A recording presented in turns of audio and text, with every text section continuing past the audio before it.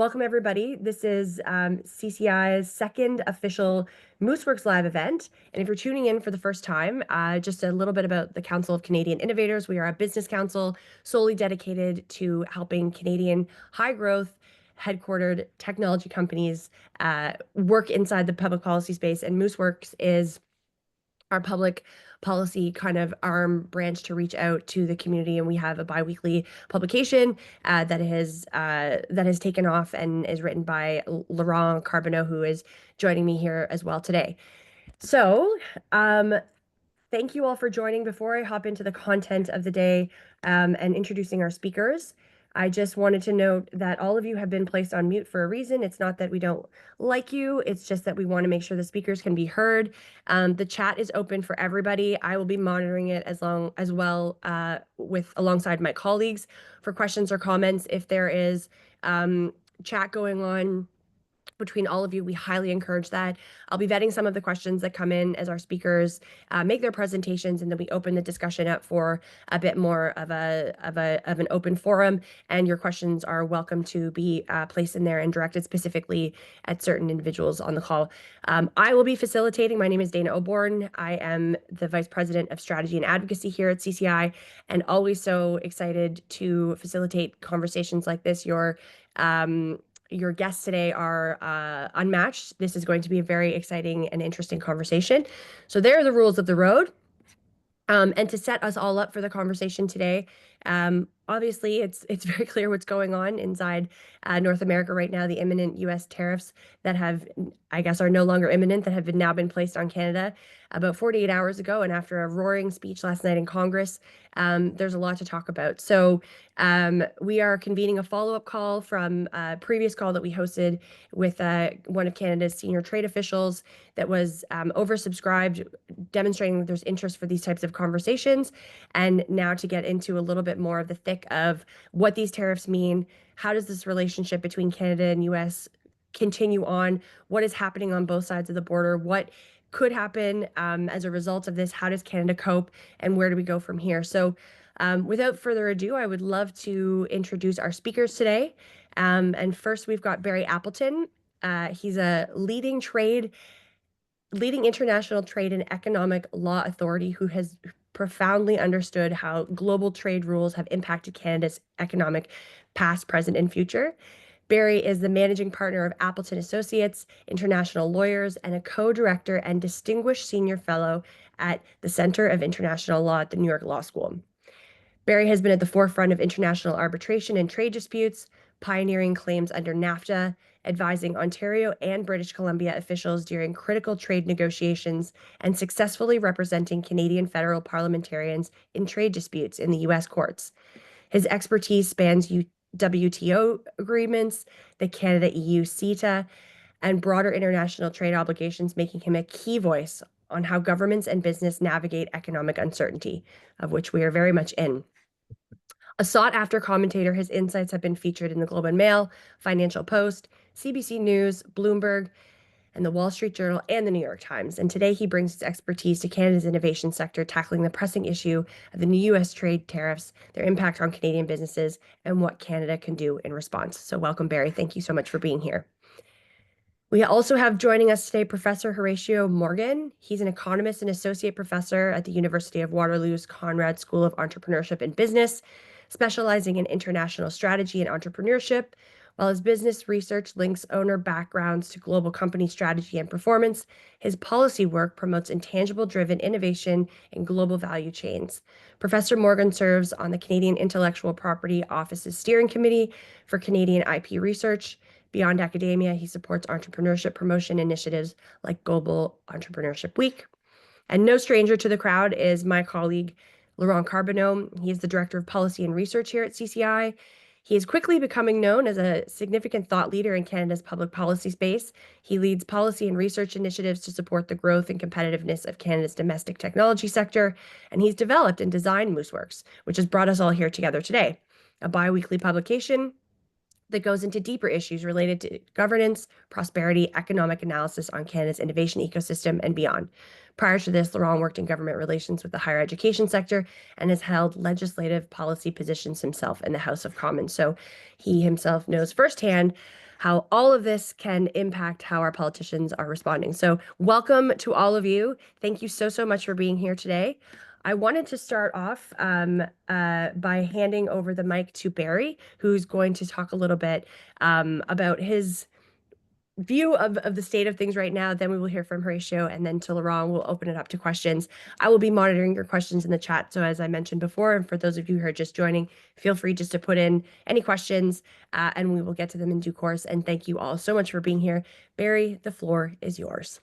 Well, first of all, I want to thank the Council of Canadian Innovators for inviting me to speak. And what they have said just before we started was that I'm allowed to be uninhibited and I'm allowed to unleash what I would call an open can of whoop-ass. So let's just start, because we're in a very particular moment. Okay, today's March the 5th. Yesterday, March the 4th, was an existential point of Canadian history. I suspect that it's going to be one of the key dates that we're going to go back and think about when we think about the economic history of Canada, and other countries think about bigger pictures on the global and geostrategic issues. And the reason is this: the post-World War II consensus, which was American-driven by shared values, is basically over. It's broken. What we thought was there is no longer there. We cannot rely on what we thought we had, a rules-based order based on what we negotiate with shared values with our friends. Countries don't have permanent friends, they have permanent interests. And that is exactly what we're seeing right now. We're seeing a situation that is really great for a trade lawyer, but terrible for a Canadian, or terrible for people who actually believe in the rule of law. And as an international lawyer, that's what I believe in, and that's what I thought was there. And in business, that's what we all expect, because business needs certainty.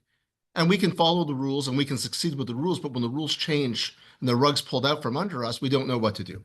So I thought it was best, rather than to talk about some of the other issues, which I'll get to, I want to talk about the big elephant in the room, okay? And what is it that we need to do with this moment? So first of all, the type of idea that any country other than the United States has this week, rather than last week, has changed dramatically. You need to think about what it takes to be independent, what you need to do to be resilient. You need to stop doing things that are foundationally stupid and start with the smart. And that is not going to be easy. It's going to be difficult. And why I'm so interested in talking to the innovation sector is that I believe it's the innovation sector that's likely to take the Canadians out of the abyss and into the way forward. And I hope I'll have an opportunity to talk about that throughout this discussion today. Because foundationally, it's just not the same game as it was before. But you don't just do it by sending out a press release and then reading it and believing it. You actually have to do something. And I'm hoping that we can talk about that, and that Horatio, who's an expert, is going to help us to really get through this as well. And then together we can talk about some of the ways that we can get there. But let's just talk about where we are right now. Okay, everybody, just in case you didn't realize this is not about fentanyl, okay? Yes, fentanyl comes up in every conversation. The reason is a legal one. I am a law professor, and actually, the Trump administration follows the rule of law, and the rule of law here is that you cannot engage in these unlimited tariff actions normally. We have processes. I regularly testify before the U.S. Trade Representative, and there's a process. This is outside the process. We're using an emergency power. The emergency power can only work if you have an emergency, and the emergency that was created by order of the president, so it's recognized, is fentanyl and an impact on the border. So every time they say something, the government of the United States must mention the word fentanyl or the border to be able to keep the legitimacy of an emergency power that otherwise would require limits. So that's why every order talks about fentanyl, even though, and in fact, the Canadian government keeps showing everybody what a good job they want to do about fentanyl, but it's not really about it. And if the president, who has, in this case, an imperial power, says that he is not satisfied, that's good enough to perpetuate the emergency. So that's why we're seeing it. That's the first question everybody asks me about. So let's just deal with that. The other issues, so that's going to be the tariffs that came in yesterday, the issues that go with that, the 25% and the 10% on energy, they are emergency powers by an imperial authority coming out of the Constitution. The other tariffs, steel and aluminum, or the reciprocal tariffs that are coming, are under a legal process, either Section 232 or Section 301, and they require reports and a process. And that's why they're later in time and are more limited in their approach. So that just explains what's going on and why the president is able to move things around right now and he might not be able to do them later. That's why we get that flexibility with what's going on at this point. So the consensus from the Second World War is broken. The market access has been what Canada's banked on. And foundationally, it was easy for us. These are our closest markets, our nearest neighbors. And so it was an easy thing to do. But what we weren't providing productivity to our products. We weren't providing innovation for our products. Remember, innovation in Canada is as good as innovation anywhere in the world, if not better. Where did the telephone come from? Canadians. Where did all of the issues in terms of biotech? My great uncle was part of the team that discovered insulin in 1922. Where did that come from? Canada. Why is it that we had great ideas then and don't have them today? Of course we do. We have to focus on that. I'm hoping when we talk about solutions, we can get there, because that's the type of thing that drives markets. It's not that we say we're going to have a trade deal and all of a sudden we get prosperity. We get prosperity because we make products that people want.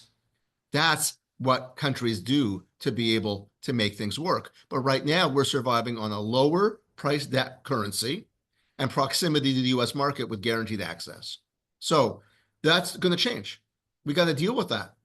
All those factors might change. So we need to think how we change the value chain, how we change that value proposition and go from there. And so, you know, the reciprocity tango is what I call it, what's coming up. That's going to be that anything that we do to reciprocate is going to come back on us. So obviously the long-term strategy is not to throw as many tariffs, which are basically just taxes, and affect affordability for everybody, but to find stronger strategies that are going to really be resilient, that are going to turn into long-term smart jobs in this country and real prosperity. And so I really think that we need to think very carefully about that. I also want to stress, because we're with Canadian innovators, that impacts on innovation policy, things like the digital sales tax, they open up another round of issues that are highly problematic on both sides of the border, but that there's more than just goods that are on this table, and we need to think a little bit about that. So as we navigate the currents ahead, I think as social innovators and as actual innovators, we need to stay informed and agile. That foundationally, this is a moment where we either have our head in the sand or we get our head out of that crevice and we decide what we're going to do. We either have to basically grow up, and that's not going to be easy, because we've been living rent-free in our parents' houses, in our basements, and now we got to get out. And there are transactional costs to doing that. One, you got to pay rent. Two, you got to pay for moving. None of these are fun. None of these are easy, but at the end of the day, they're going to be worthwhile. And so we need to think about how we use that commitment and that focus to make the smart strategies to go forward that are going to actually make a difference. And so I think, you know, Winston Churchill said, never let a good crisis go unrecognized. We have the benefits, okay? Never let it go to waste. We're not going to let this one go to waste. We have the opportunity to actually do a wake-up call, actually do something that can make a difference. And that is really the message I want to leave today. So I'm sorry, I went slightly over, Dana. I apologize. You can take it out of my pay. But the main thing here is I just wanted to situate the moment here, and we'll go from there. Thank you. Thank you so much, Barry. Insightful comments. Horatio, over to you. Okay, thank you so much, Dana. And like Barry was put quite a lot on the table already. but certainly I'm delighted to join the Council of Canadian Innovators in hosting this timely Mooseworks forum.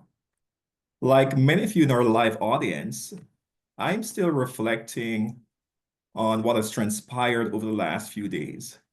Make no mistake, the recently imposed tariff is a significant shock to our economic system.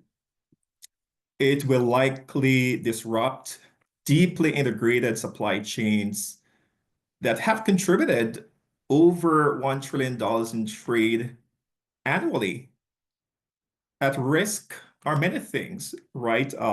It threatens to inflate production costs, to reduce our productivity, to increase our prices while reducing demand for our goods and services. As I think about startups, small and medium-sized enterprises, they are particularly at risk. They do have some tough choices to make regarding suppliers, customers, and generally market conditions in flux. And I am concerned that this could mean that they are not as well positioned to innovate and scale globally and profitably. But next to these challenges, because I don't think you were hoping that we'll just tell an entirely sad story, I think next to these challenges are emerging opportunities. Perhaps for the first time in 200 years, we have a break to really reimagine and to think deeply about our economic potential or sovereignty, and start to really craft a way forward towards true economic independence. We are a proud and brave nation, so I understand the desire to retaliate with counter tariffs. But I think you will agree with me that we might need to move beyond that to a multi-pronged approach that will leave us better off than a tit-for-tat strategy of matching US tariffs. So I want to put in passing, not to say too much now, but just to emphasize some strategic thinking along three lines. First, we must continue to dismantle barriers to interprovincial trade. If we keep that going, I think the next thing would be to take greater steps to enhance the innovative and global potential of Canadian firms. And what I'm calling for here is more sustained and accelerated investments to own, commercialize, and leverage or in critical intangible assets, from data to digital technologies and infrastructure, AI algorithms, and of course, conventional intellectual property like patents and trademarks. And the third point is perhaps what I take a bit more seriously. We have to look outward. Now is the time to actually diversify our products, our markets, and this could mean looking beyond the region and towards global alliances. But I must emphasize this very clearly. We have to stop accepting and tolerating economic subordination. And we have done that since colonial times, because what we have done, we have accepted that we should offer the beaver fur while the British make the hats, that we should offer the lumber while the British make the ships, that we should offer the parts for cars while the Americans manufacture them. What is happening now? We're moving to AI value chains. What will be our position in those chains? We're moving to service chains where remote teams are connected across the globe. So we have to weigh our options very carefully, and the future will not be secure without an upgrade in global value chains. So it's fine to have conversations with Europe, but it can't be that we're just looking for a market to sell or supplies or resources. We have to negotiate an upgrade that allow us to actually be having strategic positions in the design of goods and services, and also the marketing and distribution and branding of final goods and services. If it's one thing I've seen that has lifted my spirit is the show of force and unity on the Canadian front. And I believe that we have a moment to galvanize that unity with smart strategies to actually navigate these times and emerge even stronger. So let me pause here because I imagine that we're all thinking carefully. Thanks so much, Horatio. I'm going to kick it over to Laurent to give a little bit of context in terms of what we've sort of seen hash out over the last 48 hours in the Canadian context. Collecting your questions from the group, please continue to filter them into the chat. And after we hear from Laurent, we'll open it up to a bit of a Q&A with some kickoff questions from this side before we go to the participant questions. So Laurent, floor is yours. Yeah, absolutely. And this is me more in a sense with my old Parliament Hill hat on rather than my current one. So forgive me if it's a little dusty. But the political context, I think, very important to note that things have changed actually really dramatically over the last month or so. And I think if Donald Trump's administration, I think before the sort of initial date, I think you were looking at a quite divided Canada politically that was not really on the same page from different levels of government. You had a really no consensus on what was the right strategic approach.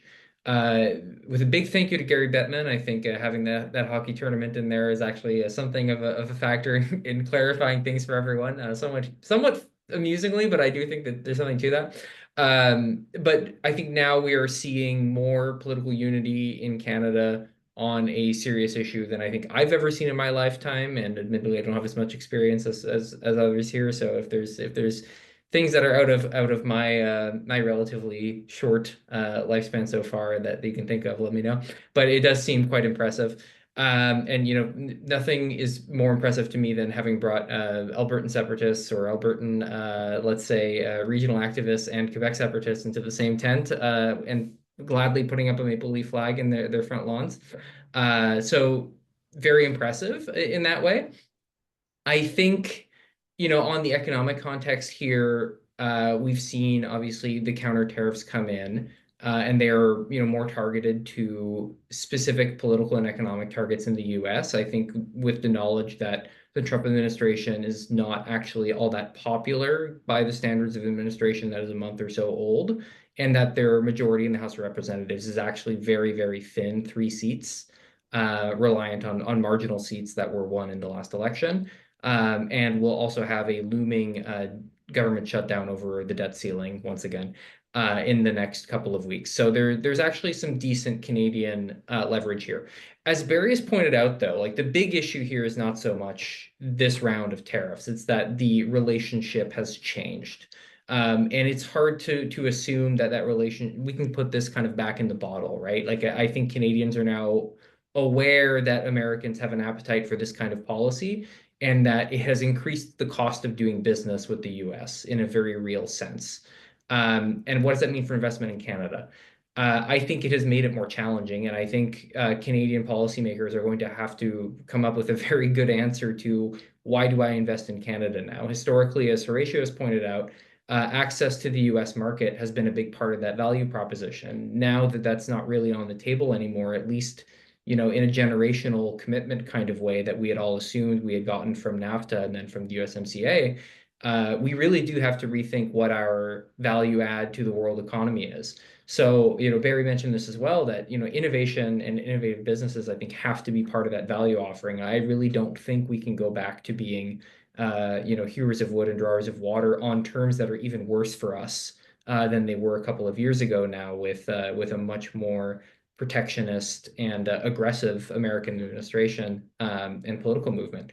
So that I think prompts a lot of questions about, well, what do innovators need to succeed? And here at CCI, of course, we kind of have our 4 pillars: access to talent, access to capital, access to customers, and marketplace frameworks, regulation and other pieces. On talent, I'll just run through these quickly. On talent, we have 2 real gems here that we have in Canada. One is our post-secondary system, which is very strong and very well reputed globally. We attract lots of great students from all over the world.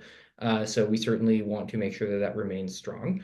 The other part is, of course, our immigration system, which is once again, kind of the envy of the world. Historically, we were one of the first countries to have a point system, and people look at it as a model across the world. So I think those two things we'll have to look at. How do we steward that, given challenges around housing, given challenges around healthcare? I think, we have to recognize that this is a huge asset for Canada, but of course that we have to maintain social trust, social cohesion. So these things have to kind of move in parallel with each other. On the access to capital side, we were happy to see that pretty much everyone and their dog has now renounced the changes to capital gains inclusion rates that were announced last year, which is promising. But the reality is that in Canada, we don't have the deep integrated capital markets of the US. We actually do pretty well by global standards. We have, some of the highest VC funding in the world, but second or third best in the world when you're next to the first best is really an invitation to do better, let's say. So I think there we will need to do quite a bit of work in the next several years. And it's been good to see, I think, a lot of appetite from policymakers to stop imposing a parochialism tax via interprovincial trade barriers and other things. But that is a piece that I think will have to deepen significantly. On access to customers, we spent a lot of time in the last year talking about procurement. It's 15% of our economy across all levels of government, which is about the same size as the Alberta economy or the natural resources sector. So there's a real sleeping giant there that I think, once again, government needs to become a much better buyer and sort of make the public sector market look a lot more like a functioning marketplace and less like a bureaucratic nightmare. So we have a lot of suggestions on that I won't get into right now. We have our two reports that have come out in the last year, building winners and buying ideas that get at a lot of this in kind of more granular detail. So I'll defer to those. And of course, having smart regulatory frameworks. I think, we can't really be imposing costs on ourselves that make it even harder to invest in Canada. And of course, we have to protect public interests that are, obviously paramount for government to protect, and we recognize that. But have to think hard about what the actual costs are. And I think taking a little bit more of a thinking through the costs of things versus kind of just imposing them and hoping it'll work out, I think is not a luxury we can particularly afford anymore. So I'll stop myself there, but I'll throw it back to Dana as well to open up the floor for questions. Hey, thanks so much, Laurent. So lots of context from lots of different corners of perspectives. A couple questions just to warm things up and taking note of what's being placed into the chat. And as the conversation continues, please, we encourage you to continue adding your questions or comments. This sort of all the pieces that you touched on and some of the pre-call pieces as well, like, there's been mention of like an exit strategy for Canada, and Barry has mentioned, what's next. And so teeing up that portion of the conversation, I'd like to just start by asking Horatio, are we witnessing a genuine security push or a calculated trade strategy here? Like, what in your perspective is really at play? We know the red herring of fentanyl, but like, how calculated is this approach that the Trump administration is taking with Canada? Well, that's an absolutely significant question. At first, as Barry mentioned, this is not really the issue as far as border security. I started out looking at the Trump administration thinking that they were a loose-run group. But what I've noticed, there are two really significant factions in that group. There are the economic nationalists. So those are guys who were inspired by Steve Bannon. And they have a particular angle. And a group that joined them after was the techno-right group, which is the Musk wing. And what I realized, they're pretty deep in their thinking. So they think, for example, that the fall of Britain was tied to Britain embracing free trade and becoming deindustrialized. So they're really stuck at the 20th century, and they're seeing that their challenge is to reverse deindustrialization, bring back the factories. And that resonates with a lot of certainly men who have seen their livelihoods diminished. But that aside, that's the old economy. Even if Trump was to be removed out of the way, we will meet the Americans again for the fight for the new economy, because the new economy is about positioning in global value chains for AI. And we have companies like NVIDIA, they're making the infrastructure to handle AI workloads, and we have the established brands that will deploy them in electronics. So where's our position in those chains? I don't think that the Europeans have an answer for that. And we're also seeing as well, again, we're moving from outsourcing manufacturing. That phase of globalization is done. And we're moving to, again, digital technologies and tools being used to enhance the capabilities of workers in developing countries. And once you combine those workers with low wages and technology, they will be a substitute for expensive labor here. So we don't have any positioning on those fronts. So again, if we take Trump out of the way, we will meet the Americans for the next 50 years, and it will be punishment, I would say, if we don't have an answer for positioning in these chains that are emerging to replace the older ones. Barry, I see you ferociously taking notes. I'm sure you would like to add some of your commentary, so please jump on in. I muted myself so I couldn't just blurt something through. First of all, Horatio is given a deep and complex framework here, and I would have to say that I agree across the board with what he's saying. But there are a couple of little things that I just want to tweak here. So I spend a lot of my time explaining Canada to Americans and America to Canadians. So I'm back and forth all the time. And that's sort of the nature of what my life has been like. One of the things that I've experienced is that for the last month, there has been a complete and utter freeze on CapEx, on capital investment and expenditure. Markets don't like uncertainty. We have given them uncertainty, and they like market access, and money moves quick. So money has been moving out of Mexico. It's been moving out of Europe because they're next. They're coming in the April Fools, the day after. That's it, where it's going to hit. They're moving out of Canada. We've already seen one company already in the aluminum sector close up. There'll be more. Okay, so the issue here is really about displacement because they're uncertain about, will there be access to markets, or do they need to reshore to have access to market? So for us, we need to think about what is that value of market access? How do we get that? In the innovation sector is particularly important because otherwise they're just going to buy everything for pennies on the dollar and move it. So we need to think about that. And Investment Canada isn't just the only answer, because if you can't sell the product or sell the service, we're going to have an issue. So we need to think about this in a more sophisticated way. And Horatio started with a very rich and deep way about how you get in that value chain and build it.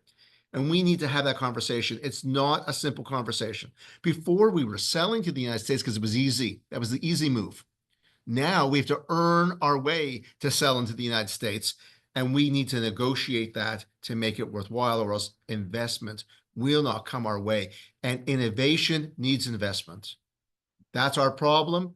That's our challenge. We need to think that one through. Here's a very specific question. I'm going a little off script here, Barry, but this offshoring to create access to markets. We heard President Trump, say this a lot in his speech last night to Congress, that there's companies coming from all over the world, and should you set up shop in the U.S., you will no longer be subject to tariffs.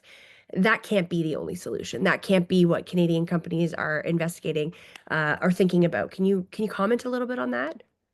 Sure. So look, the key thing for us, we were banking always on guaranteed market access. That's what we had, or we thought we had it. That's what the agreement said we had. We don't have it anymore. All right. So one of the things we need to do is to decide if we want to continue where we are, and obviously makes sense given our proximity to the U.S. market. We need to negotiate for market access. That's going to be important. We also need to think about places where that market access isn't going to be important. What does that mean? It means, one, we start buying our own products and using it inside our country. Why is it that our government wants to buy from American tech providers when we provide fabulous stuff? And they don't, I talk to innovators all the time and they say, we don't even make the list, but we provide the same or better. What's wrong with this? Okay, so that is an inferiority complex that we need to see a doctor about. Okay, it's time to clean this up. It's a pathology. Let's take a pill. Let's fix this up. Let's get this going, because that doesn't make any sense. That's number one. Number two, there is substitution. You can substitute. So either we start buying things with our products in Canada, that's one way, and we start making things that people in other countries want to buy. That's based on products that are innovative, that are wonderful, that have the moat, as Warren Buffett calls it, that people want. And then price becomes inelastic. It isn't something we have to worry about in the same way, because the product is so good. We've done it before. We can do it again. What's holding us back? Those are the factors. But otherwise, the US is going to win every time. We can't compete if we don't have access. That's always what we wanted, just a level playing field. The Americans wanted that. We gave it to them most of the time, not all the time. That's why there are some legitimate complaints. But for the most part, they've had it, and we have lost that. That's the issue. That's what we really need to figure out. That's the challenge. Yeah. And by the way, just before we leave that, we do that in a sophisticated and mature way, with composure, as the Chinese would say. We don't do that by having a fight, because otherwise we get Zelensky'd. And we saw how that worked, and that wasn't good. We do not want to be the next Zelensky. And it's clear that the President of the United States does not actually like the current Prime Minister of Canada and would like to do that. We cannot allow that to happen ever, because that's how you lose your ability to actually function. Sorry, just had to throw that in. Yeah, no, that's I think a very, very relevant point. Okay, so sort of shifting a little bit under some of the frameworks and the expertise you have on a number of trade rules and negotiations. What does this mean more specifically, sort of the context that we're in right now, for Canadian businesses operating under the USMCA framework? We heard Nick say that, there might be an exemption for companies that are operating and participating in the USMCA framework correctly, that they will not be impacted. Can you shed a little bit of light on that specific piece? Look, the USMCA is dead. I mean, that's foundationally, that treaty no longer has any teeth. They used it as cover today, but it's clear when they gave their first answer, they didn't actually even read it, because they didn't know how many companies were covered by it. And we still don't know the extent of it. So with all due respect, the President of the United States wanted in term one to cancel the NAFTA. People around him, particularly Lighthizer, his U.S. trade representative, said, you can't do it. It would create too much uncertainty. The markets would go crazy. The president backed off. This time, there are enablers rather than people who are going to oppose. There's no backing off. So we need something that is going to be new. Now, here's the part. The president wants a deal. He wants a deal. He wants USMCA too. He wants something more. Now, the USMCA is not over in 2026. That was just when you had to give an indication to renegotiate, and it's enforced till 2036. Well, what good is having an agreement that's enforced that no one follows? And that's our problem, because what we need is the market access, and without that, we're in trouble. So we need to basically put on the big boy pants, figure out what we're going to do as a real country, and then think about, what's your diversification strategy? What are the things that you can do in the value chain? What are the things you need to do? There are some businesses where I've been counsel where they only can ship to the United States. The railway is the only way, and it only goes from Canada to the US. They have no choice, but not everybody's in that market, and not everybody's in that product. And innovation is our best route, because that's the future economy, period. Whether it's in biotech, or whether it's in AI, or whether it's in cloud, or whether it's in cyber, all of those are where we can do things and are doing things. And the limitations are self-imposed on ourselves, and we need to be able to get above that. Now, maybe Horatio has something to add on that.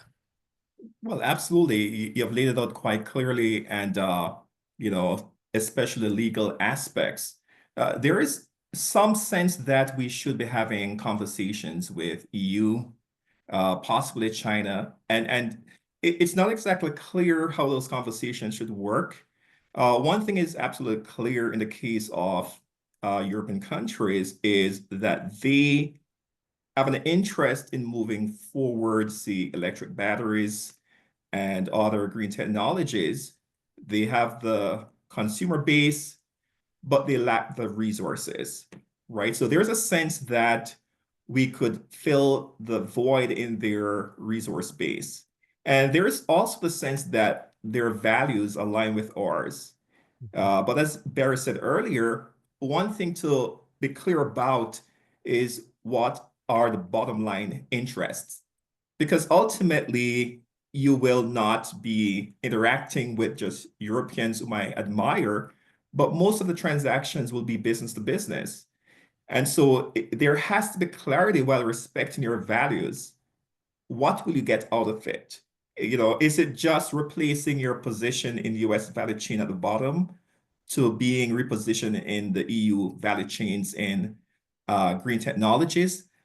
Or do you plan to have truly negotiated opportunities to actually grow together and jointly market products? Because we need to either be positioned towards the design of new components, and even our resource side, we have to own more process patents because it won't be enough to have energy and natural resources. So I'm very concerned that we're not accumulating a lot of process patents that implement green methodologies for extraction, because that will limit our access even to our natural resources. So again, we have to clarify what our values are while being careful to underscore what our interests are. That's a really good point, Horatio, and it kind of picks up on a question that I'm now going to start lending into. I've got a collection of questions from the crowd around the positioning and sort of the new global digital value chains and what would be sort of the key negotiating points. But what I'm hearing from you is sort of patent standards and aligning ourselves with different products. Is there anything else you wanted to add on, any key negotiating points inside the digital global value chain? Well, that's certainly the place. In fact, a lot of the tariffs haven't hit services, right? They don't flow through customs. And so that is really, in fact, one of the places where the jobs of the future will be. We have some of the best institutions across this country. I am fortunate to teach some of the brightest students as other faculty members are across this country. And in fact, when we think about access to physical markets, being able to resort to digital models to actually deliver services and capture services, that absolutely will be a low cost option for us. And we'll be closer to building brands around those digital products and methods. So that is something that is within our reach. And in some way, our fight with the Trump administration is a bit of a distraction because let's not forget that's a fight over the 20th century economy. Mhm. It's really the last fight for dwindling economic rents. I'm absolutely sure that what lies before us are what exactly will we do with AI to transform our lives and businesses? In that space, we have to be very selective. Are we looking to make customized AI chips for specific workloads? We cannot take on a generic kind of mission. We have to be building stuff that are embedded in broad components. So in some way, that could be a leverage. So it's not just about market. What will be our leverage when the big guys call the next time and pick a fight? We just never had much leverage this time. We have to be better prepared going forward. If I can jump in just after that point, I think a really useful thing to think about is the smile curve that the CEO of Acer, a Taiwanese company in the 90s, came up with. Is basically the value sort of curve looks like a U, a big smile. And on the left side, you have all of, Horatio, you're just talking about designing chips. It's all the IP side, the research and development side. On the right side is the marketing, distribution, and sort of the value add on the finding markets part of the equation. And in the middle is commodity manufacturing and sort of low value parts where basically any rents are getting competed away quite efficiently. So I think taking that idea and applying it to the innovation economy is we're talking about for instance, in the context of AI, there is a lot of hype around, building data centers, which is, the investment is good. But what is the function of the data center in the AI economy? It's basically a gas station, right? At the end of the day, it's a refrigerated bank of computers, which is not itself adding innovation or value add to the economy. It's a very linear kind of proposal. So I think it's really incumbent on policymakers to think quite strategically around what are these parts of the value chains that actually have the value added in them, and not just kind of accepting that our value add as a country is that it's cold, which I think perhaps betrays a bit of a failure of imagination. On the kind of broader idea of how do we kind of restructure, I think another thing that's going to be really important for policymakers to remember is that there's a great economics paper written in the mid-50s by a great Canadian economist, Dick Lipsey, called The General Theory of the Second Best. And his idea there is essentially that you have a market perfect equilibrium that for some reason you can't reach. There's some kind of market failure. His insight was that the second best option might not look anything like the first best option. And we just had the first best option for us in many respects, which is, free continental integration with the biggest and richest economy in the world, has just been taken off the table for us. The preferential market access is over. I think, as Barry points out, it's very hard for us to count on a deal we make with them at this point. There are sort of little guarantees around the edges we can find, but at the end of the day, the deal is just not worth what it was. The price has gotten higher, and the Americans probably aren't going to be willing to pay it. So what does our second best look like, right? And I think that is the real key question that policymakers need to ask themselves is how do we kind of think big picture about this, and not just about how do we get on to the 99% as good deal that looks a lot like USMCA.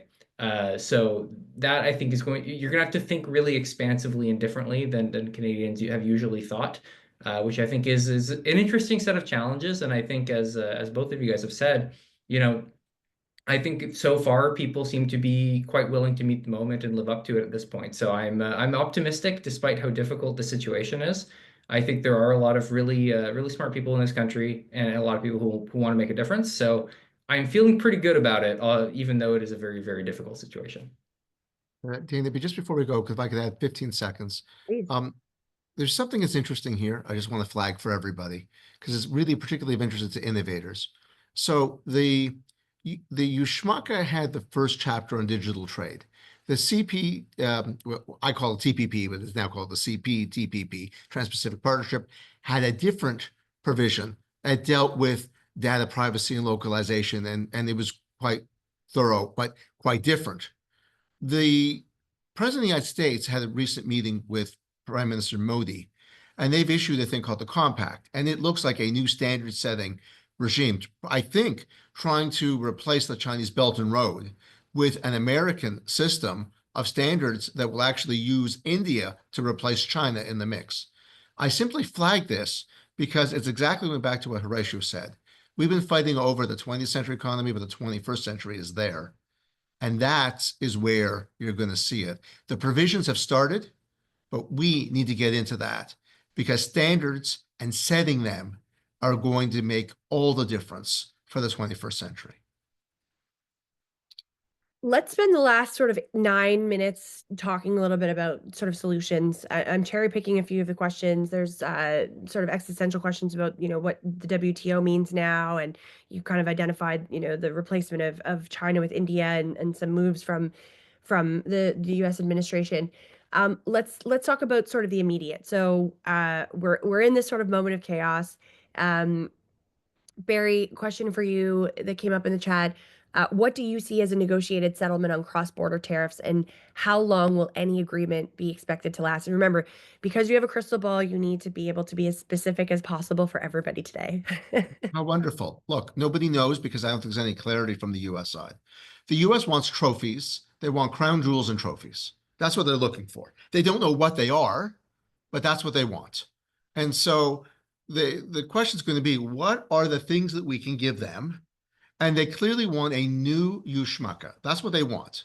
They want to renegotiate it now. They want bilateral deals that they can go with short terms, not long terms.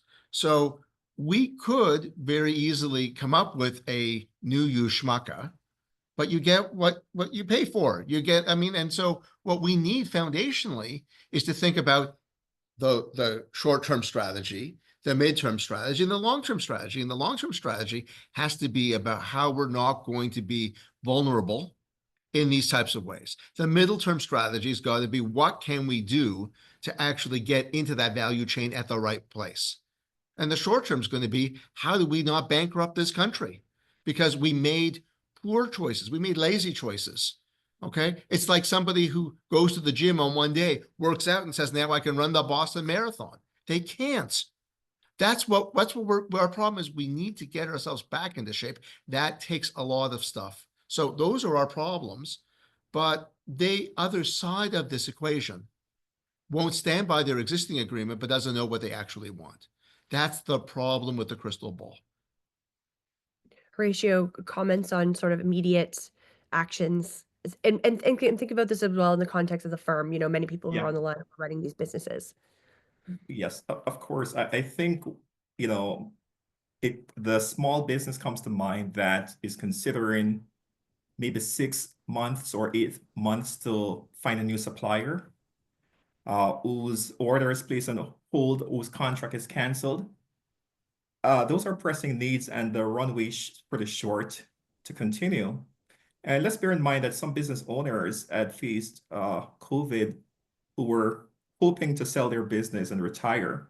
So there's a lot of stress mounting in the business sector. So in terms of taking the path of least resistance, we have to clear and level every barrier to interprovincial trade.